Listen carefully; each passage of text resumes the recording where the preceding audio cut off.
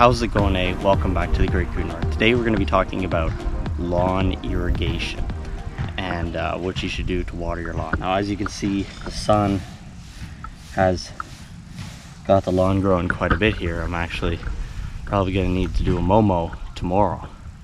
But the problem that I'm having here is we have hit a giant heat wave. It wasn't predicted in the weather earlier this week, but all of a sudden it just kind of came out of nowhere. Today we got a heat warning, supposed to be 34 degrees.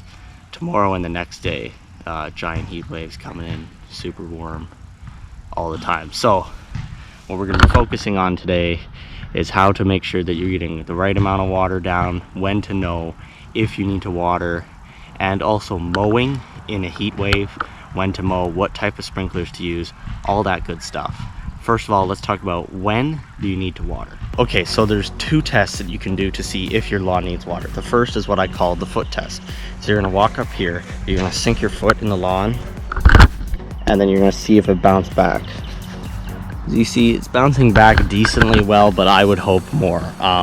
We are getting a ginormous heat wave right now, and I'm not really worried about how the lawn's doing now. It could probably fare throughout the whole heat wave without any water, actually, but I'm worried about how it's gonna do later. You know, this is early in the season, we're still in a heavy growth season, and you know, this heat wave is just not gonna do anything. So if you don't pass the foot test, if that lawn is staying matted, which mine is staying matted quite a bit, it's not bouncing back as much as it should, then you know the lawn is thirsty, the lawn needs some water. So then you're gonna put down your ½ inch of water. Second is if you can see discolorations heading into summer dormancy.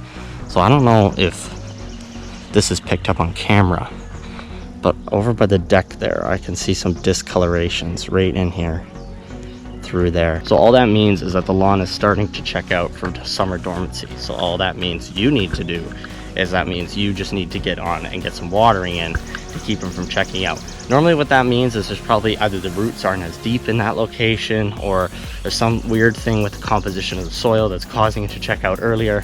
But that is what that means. So if you see that, then you know it's time to water. And that means that your lawn is going into summer dormancy. So summer dormancy is not bad, it's actually natural.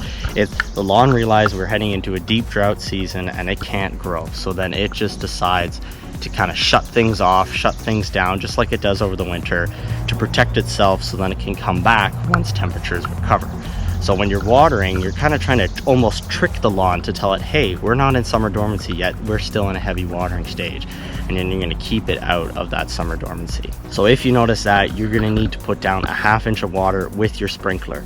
Now let's talk about the different types of sprinklers and what sprinkler I recommend you guys use. Okay, so there's 3 main types of sprinklers, and I get a lot of questions about what sprinkler is the best to use. Now there's different variations when you go through different companies of who makes these specific sprinklers, but I'm gonna go through the 3 types that I have, and then we're gonna talk about which one is best. So this is what they call a manual impact. So what happens here is there's this thing and it spins around, it goes and then as soon as it clicks this back thing, this thing is free open and it hits, it has an impact with that little nut there, and it impacts the watering stream, and that's why it is called a manual impact. You can get these pretty cheap. These are pretty standard sprinklers across the United States, and this is one of my favorites. I do really love this one. Now this is what I would call your basic fan head. So what this is, it has a whole bunch of different sprouts of water that come out of there, and then as the water runs, this thing tips back and forth with a big fan blade tipping water back and forth. This one is not one of my favorites, and the reason is because it shoots that water way up in the air. So I feel like there's a lot of wasted water instead of keeping it lower, closer to the ground. That's just my opinion. Also, I don't really like the square watering pattern of these, but you can still use these. I just feel like there's more wasted water because on a hot day, when you're fanning back and forth, you're not really getting a lot. You're shooting the water way up in the air, so there's a lot more chance for evaporation. As well as this, I'm going to tell you there's one thing that the fan doesn't have that this does have that can help in these hot heat waves. Finally, this is the sprinkler I use. It's called a tripod sprinkler. The only reason I use this is because I have a big yard and I need to cover a large area with the amount of water that I'm putting down. So that's the literally only reason I use this. You can get different types of heads put on. That's a manual impact head with a little bit of a director on it. So that is what this one is. This is for people who probably have larger lawns and are gonna need to cover a little bit more area, or if you just have a bit of a larger backyard, you need to cover a little bit more area, but you don't wanna spend as much time moving sprinklers around. And then there's our friends who are gonna rub it into us who have a in-ground irrigation system and don't have too many sprinklers at all. So for your folks out there, I would say you're probably sitting here at make a decision time. You're gonna either choose a fan sprinkler or a manual impact. Now, my personal suggestion, and I would say, please always water with a manual impact. And here's why. When this sprays, there's a nut here, and you can adjust this nut to interrupt the water flow, therefore creating a lot more of a mist. Now you're probably wondering, what's that mist good for? Well, you know when you're at Canada's Wonderland or you're at an amusement park and they got those misters to cool people off in a hot summer day? It's the same thing for your lawn. When you can set that manual impact to mist your lawn, it will also irrigate, but it will help cool the lawn off in a hot summer day. The lawn is just a living plant, and part of the damage that you get from summer is actually heat damage, not dry irrigation damage. When you get really, really hot days, the grass plant starts to shrivel up a little bit because it can't endure the heat. It can't run inside to an air-conditioned house like we can. So this one is gonna help with heat stress. So that's why I would suggest a manual impact over a fan. Plus the manual impact keeps the stream a lot lower to the ground when the fan doesn't. Now the tripod sprinkler keeps the stream higher up off the ground, but this deflector up here that you can set shoots the water more back towards the ground. And the tripod, the fact of it being up off the ground helps it cover more area. When, you know, these fan sprinklers, they shoot water almost directly up in the air like a giant jet. So that's why I'm not the biggest fan of these. I haven't used this one in a while, but you can use them if this is all you have. But I would definitely suggest making an investment in a good manual impact sprinkler just like this one. Sometimes they come on a base and you can adjust them and kind of stop the way that they go. I know the one the Lawn Care Nut has is pretty good, popular gardenia one. So that's why I would suggest, if you're wondering what sprinkler do I use this manual impact. Now there's one more thing that folks of us who don't have an in-ground irrigation system might want to invest in, and that's this thing. This thing is a manual sprinkler timer. So it comes on at a specific time, waters the lawn, and then shuts itself off. So what I normally do is I set this to come on at 5:30 in the morning, because that's one of the best times to water your lawn. I have it do a section for about 70 minutes and then turn itself off. So this is normally what I use to water my front lawn. Just every 3 days, I set out the sprinkler, water a section, next day move it on section, next day move it on section, wait one more day, and then start all over again. So that's what I use to water my front lawn, this thing.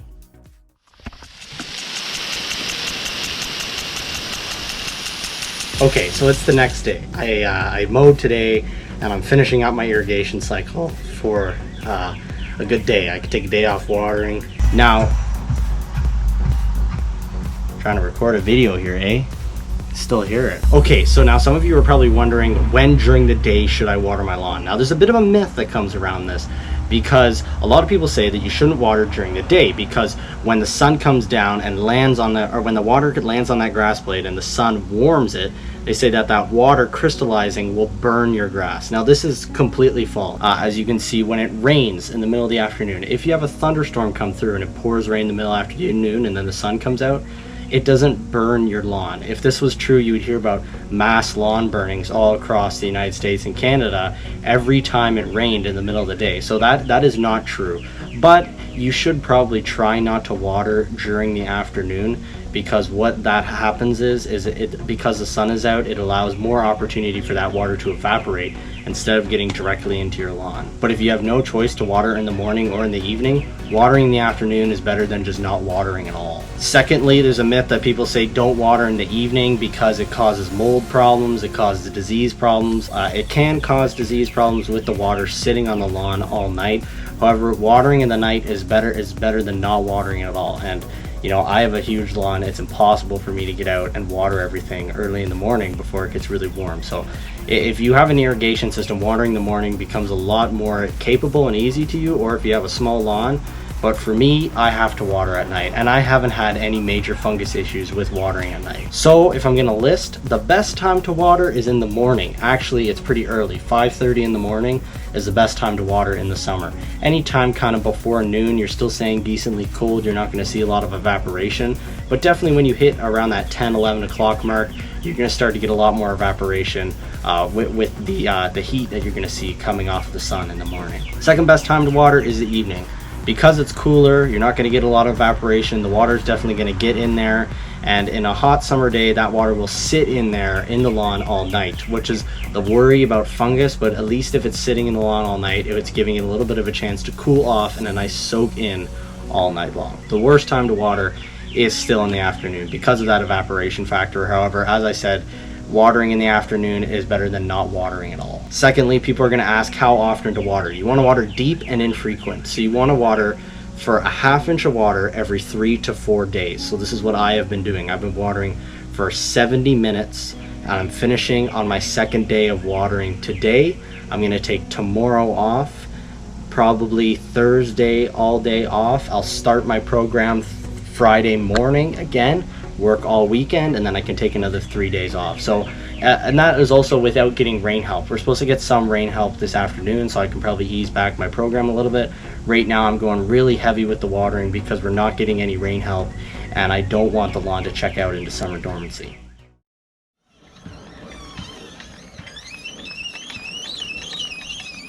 Is it just me saying this, or does that look like a thunderstorm? Won't it be funny if I start recording a lawn irrigation video and then it rains? Another irrigation tip: if you're going to be doing a lot of lawn irrigation, invest in gardenia clips. They're the best. You just clip them on there and it's so much easier. You don't have to worry about turning the hose off every time you want to clip on a new attachment. Best thing I've ever invested in, gardenia clips.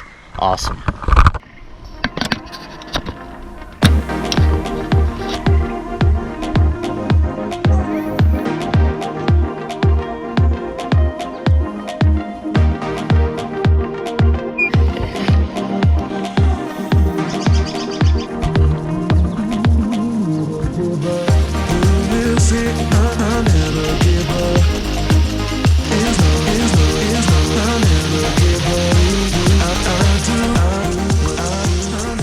So a good tip to make sure you're getting correct coverage is if you kind of stand where you want the sprinkler to cover to, and if it gets you wet, then you can tell you're getting good coverage. So right now I'm getting good coverage. I'm covering everything I want, covering this whole zone all the way around here. So as I said, you're gonna take your rain gauge and you're gonna go halfway between the edge of what you're covering and the middle of the sprinkler, which is probably about here. And we're just gonna plop it in there. So now that you've plopped that rain gauge in there, you're gonna start a stopwatch and you're gonna time how long it takes before that rain gauge gets filled up with a ½ inch of water. And then all you can do is you can just multiply that to every spot in your lawn. So you only have to use the rain gauge once. So without further ado, let me start my timer and we'll run how long it takes to put down a ½ inch of water. Here we go. So now that I'm started, just a matter to play the waiting game. What will happen first? Will I finish my watering first? Or will that thunderstorm come in? Let's find out. I'm hoping the thunderstorm comes in because that will hopefully cool things down. I'll stop sweating so much.